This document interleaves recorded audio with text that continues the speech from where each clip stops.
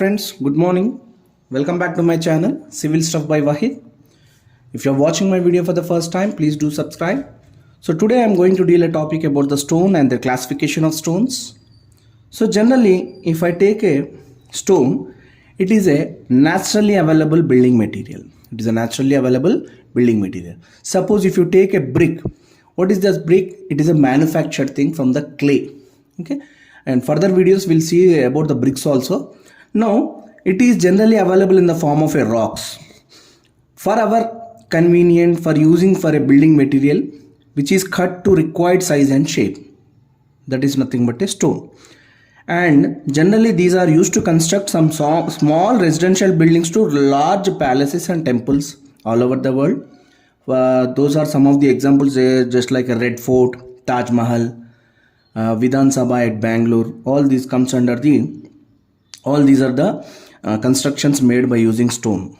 Okay, and based upon classification of stones, when you come to classification of stones, they have been categorized into three different classifications. One is geological classification, physical classification, and chemical classification.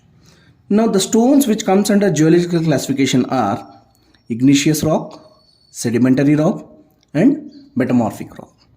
When you come to physical classification, stratified, unstratified, and foliated rocks. Next, under the chemical classification, it is siliceous, argyllaceous, and calcareous. These are the three different classifications and subclassifications of the stones, rocks, right?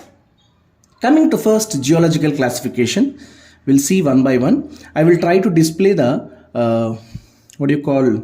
types of rocks, say igneous or sedimentary or metamorphic.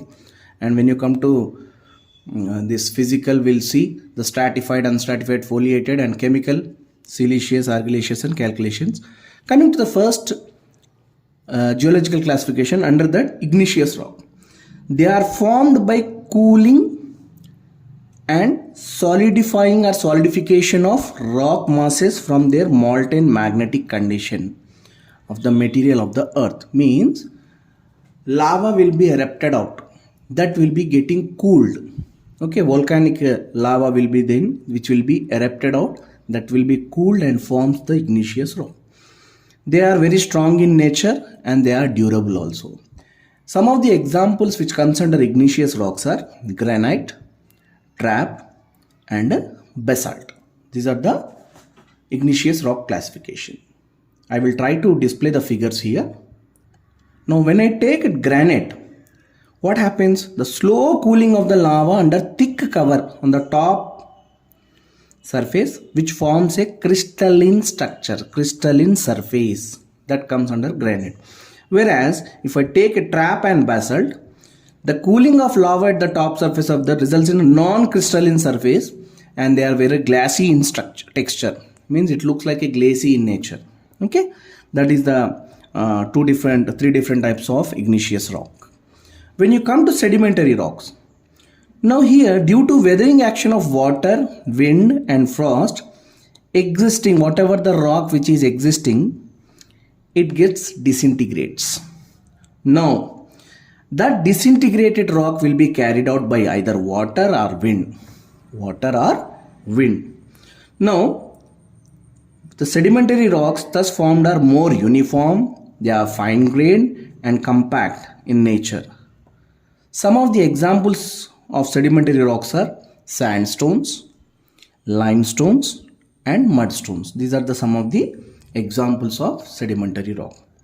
When you come to metamorphic rock, now the igneous and sedimentary rocks which are already formed, they will undergo some changes due to metamorphic action, due to pressure and internal heat developed. Okay, thus forms a metamorphic rock. Now granite, which becomes grasious, limestone changes to marble, sandstone changes to quartzite, basalt changes to schist and laterite, and mudstone changes to slate. These are some of the changes that may occur from one rock to another rock. So generally speaking, the geological classification of rocks is a cyclic process. Means An igneous rock can change to sedimentary or metamorphic. A sedimentary can change to igneous and metamorphic, and a metamorphic rock can also change to igneous and sedimentary. All this is a complete cyclic process. We call it as a rock cycle, geological rock cycle. Is it okay? Next we'll see the physical and chemical classification. Now coming to the physical classification, this is the second classification, that is stratified, unstratified and foliated.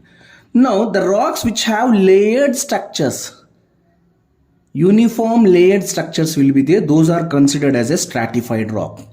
Now these poses planes of stratifications or cleavage, means layer by layer it will be, okay, and can be easily split along these planes. Example, a sandstone, limestone, etc., slate are the some of the examples which comes under stratified rocks.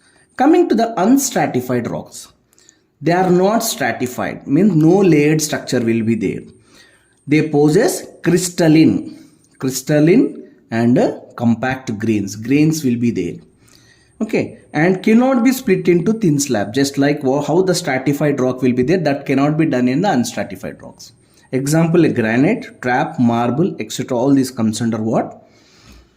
Unstratified rocks. Coming to the foliated rocks have a tendency to split along definite direction only, means any one direction only it will be, and that direction may not be a parallel, just like a stratified, means in stratified rocks the layers will be a parallel one, but here it may not be a parallel, the direction need not to be a parallel, and these foliated rocks mostly occur in a metamorphic rocks, okay.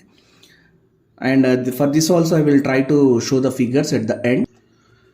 Next, coming to the chemical classification, it is a siliceous rock, argillaceous and calcareous.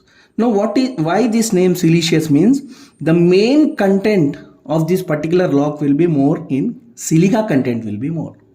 They are very hard and durable.